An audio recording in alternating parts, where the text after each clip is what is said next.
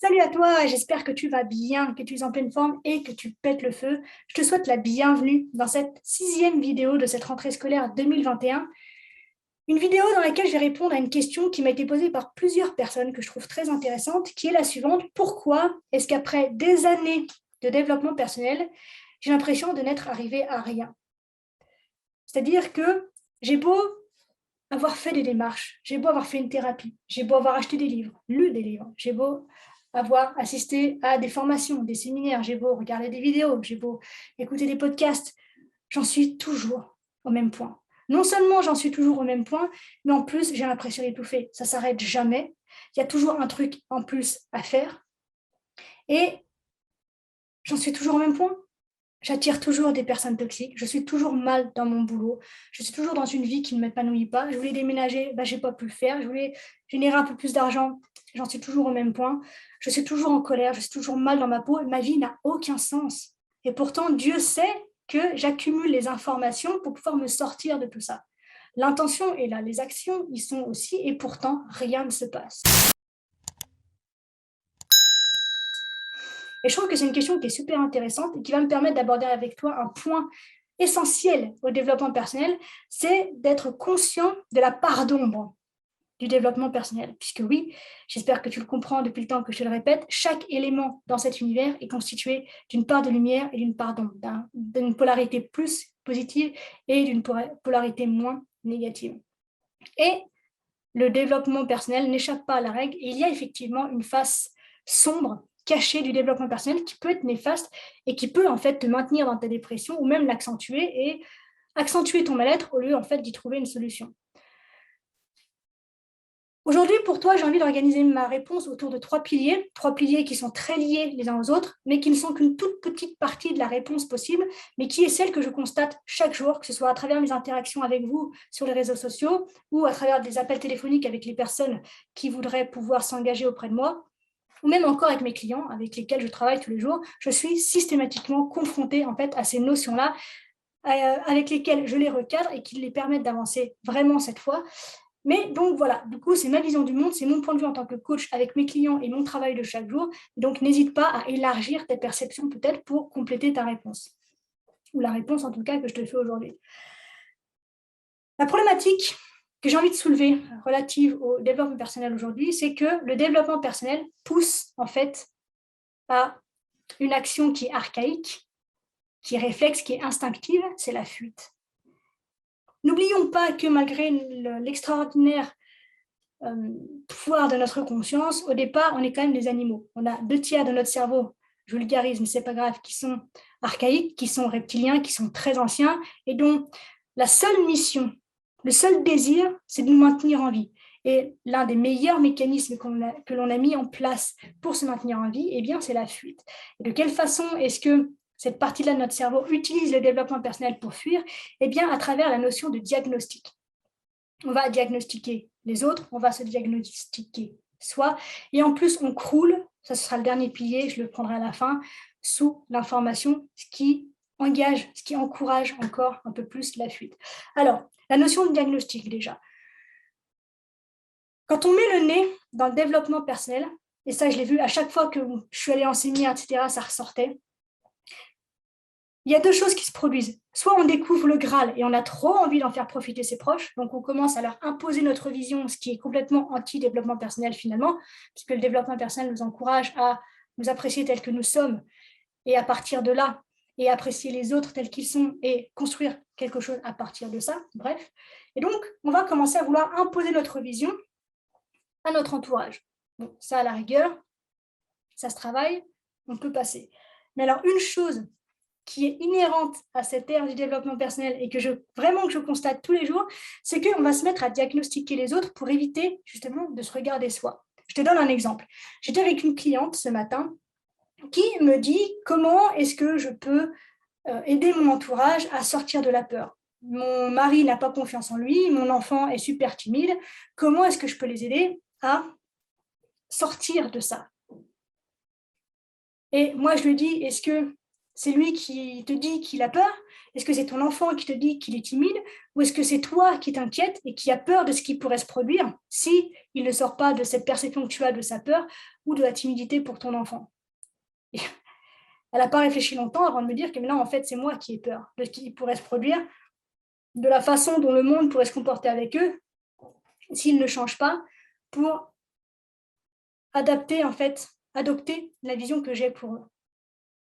Donc, à travers cet exemple, tu peux voir que ma cliente, pour éviter de diagnostiquer sa propre peur à l'égard de son entourage, a projeté en fait ce diagnostic-là chez les autres. Et on a en fait cet ego parfois de vouloir diagnostiquer les autres. Et là encore, ça reste bienveillant et elle est capable de remise en question, mais souvent on se retrouve face à des personnes qui développent une forme d'ego spirituel et parce qu'ils ont mis de la conscience sur certaines choses, se sentent un petit peu au-dessus et vont par exemple considérer que les autres sont moins éveillés, sont moins avancés.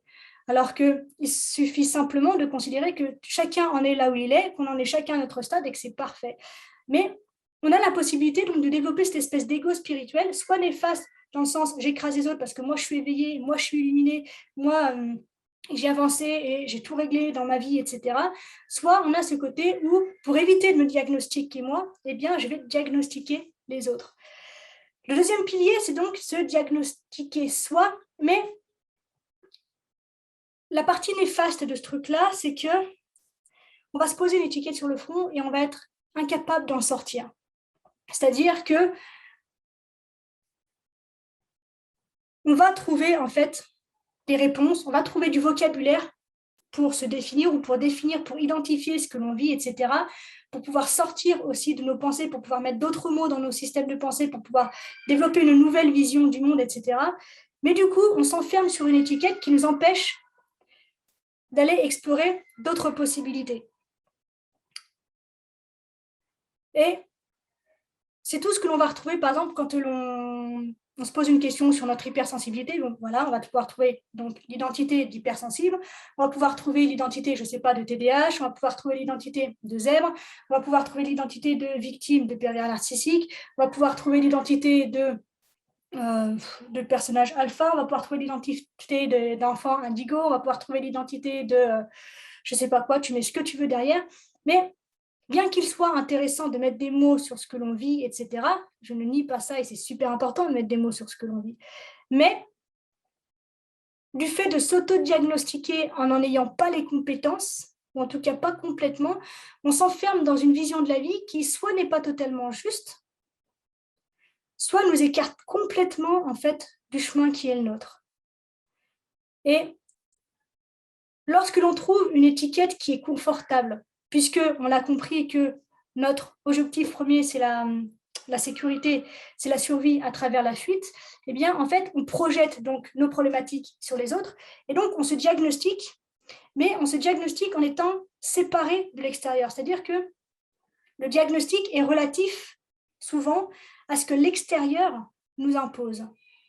Et dès lors que l'on s'enferme là-dedans, et je t'invite à revoir la vidéo sur la victimisation, c'est quelque part une posture qui est confortable parce que, bon, on a posé l'étiquette de méchant sur l'extérieur, on a posé l'étiquette de pauvre petite colombe sur nous-mêmes, et du coup, bah, c'est difficile de creuser et d'aller regarder toutes les parts de nous que justement on n'a pas envie d'aller voir, mais que par l'intermédiaire de ce diagnostic, on projette sur l'extérieur.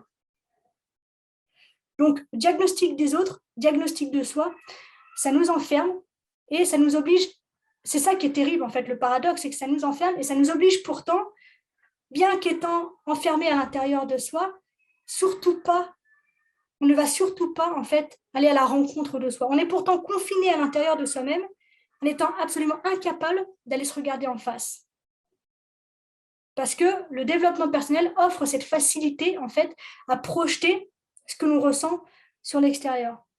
Et le troisième pilier est très lié à ce deuxième. Là, j'aurais pu citer les deux en même temps, c'est pas grave. C'est qu'aujourd'hui, nous jouissons de l'extraordinaire pouvoir d'Internet. On a la chance de pouvoir utiliser Internet, de pouvoir avoir des réponses à des questions même existentielles en moins de 5 minutes. Mais la problématique de ça, c'est qu'on a un vocabulaire mais inouï pour identifier ce que l'on vit, ce que l'on est, ce que l'on ressent, ce que les autres sont, etc. Et c'est super important de mettre des mots sur ce que l'on vit, d'exprimer ce que l'on vit, ce que l'on renferme à l'intérieur de soi depuis des années parfois. Et c'est indispensable de mettre des mots sur ce qu'on vit. Je le dis depuis toujours et je pense que je le dirai toujours. Lorsque l'on a vécu des traumatismes, des choses difficiles, c'est super important de mettre des mots dessus. Mais il y a des personnes qui s'enferment aussi dans cette recherche-là, à savoir qu'ils vont mettre toujours plus de mots sur ce qu'ils sont, sur ce qu'ils vivent, mais en n'allant pas plus loin. J'ai identifié que j'étais hypersensible. Ok, super. J'ai identifié que j'avais eu affaire à un pervers narcissique. Ok, super. J'ai identifié que j'étais en dépression. Ok, super. Mais du coup, parfois même, on va cumuler les étiquettes. C'est-à-dire que je croise des gens qui sont zèbres, TDAH, hypersensibles, victimes d'eux. Et c'est tellement de mots possibles dans lesquels ils se reconnaissent, merci l'effet Barnum, que du coup, trouver le point essentiel sur lequel progresser, c'est ultra complexe en fait. Donc, ce à quoi j'ai envie de t'inviter aujourd'hui, c'est pas à arrêter de faire des recherches, certainement pas, mais c'est déjà de mettre de la conscience sur le fait que lorsque tu désires quelque chose pour l'autre, déjà, aie l'humilité de te dire et de reconnaître qu'en fait, tu recherches une fois de plus quelque chose pour toi. Je t'invite à l'identifier et je t'invite à avancer à partir de là. Si l'autre a envie de te suivre sur ton chemin, il le fera, t'inquiète pas. Mais s'il n'en a pas envie, ça le concerne et ça ne te concerne pas toi. Donc, mets de la conscience sur le fait que lorsque tu as l'impression que tu as cette perception que ton entourage est TDAH, que ton entourage est pervers narcissique, que ton entourage est hypersensible, que ton entourage manque de courage, que ton entourage vit dans la peur, manque de confiance en lui, manque d'estime, etc., viens regarder déjà ce que ça raconte sur toi. Et comme le disait Gandhi, incarne le changement que tu veux voir dans le monde. Si tu veux espérer faire changer du coup ton entourage pour les mener vers de la confiance, vers de l'amour de soi, etc., incarne-le, vis-le. Et pour pouvoir le faire, déjà, il faut que tu sois capable de l'identifier. Deuxième chose, va au-delà des mots. Va au-delà des mots et prends le temps, peut-être justement, parfois, lorsque tu as cumulé beaucoup d'informations, de tout couper, de couper ta relation au développement personnel, que ce soit à travers les livres, à travers l'audio ou à travers le visuel. Et tu prends 3-4 jours où tu n'es plus en contact extérieur, en tout cas, avec la notion de développement personnel. Et vois en fait ce qui résonne en toi. Mets tes mots à toi sur ce que tu vis. Les mots que tu récupères sur Internet ou dans les livres, ils peuvent servir en fait de piste. C'est un point de départ, c'est une possibilité. Mais ne reste pas bloqué dessus. Tous les chemins mènent à Rome, comme on dit, et donc ton mal-être peut être un petit bout de ce truc-là, puis un petit bout de ce machin-là, mais c'est pas grave, en fait, si tu n'as pas le diagnostic final. Fais en fonction de ce que tu ressens, de ce qui est juste pour toi, et si tu ressens de la colère à l'égard de tes parents qui t'ont battu, par exemple, tu n'as pas besoin de chercher plus loin, de mettre d'autres mots, de vouloir absolument que tes parents soient pervers narcissiques, de vouloir absolument que tes parents soient bipolaires, de vouloir absolument que tes parents soient je ne sais pas quoi. Ils t'ont fait du mal, tu as souffert, tu es en colère aujourd'hui vis-à-vis de ça, c'est OK. Tu n'as pas besoin de chercher d'autres trucs en fait pour justifier la façon dont tu te sens. OK? Donc, prends la responsabilité de mettre tes mots à toi sur ce que tu ressens, sur ce que tu vis, sur ce que tu as vécu, mais sans fuir à travers tous les synonymes en fait qui peuvent identifier également la situation qui est la tienne. Donc, cessons de nous enfermer derrière des étiquettes, cessons de vouloir diagnostiquer les autres, cessons de projeter nos propres peurs sur la vie des autres, et surtout, arrêtons de nous limiter à travers le vocabulaire, arrêtons de nous cacher derrière le vocabulaire. Et j'insiste sur le fait que c'est super important de mettre des mots sur ce que l'on vit.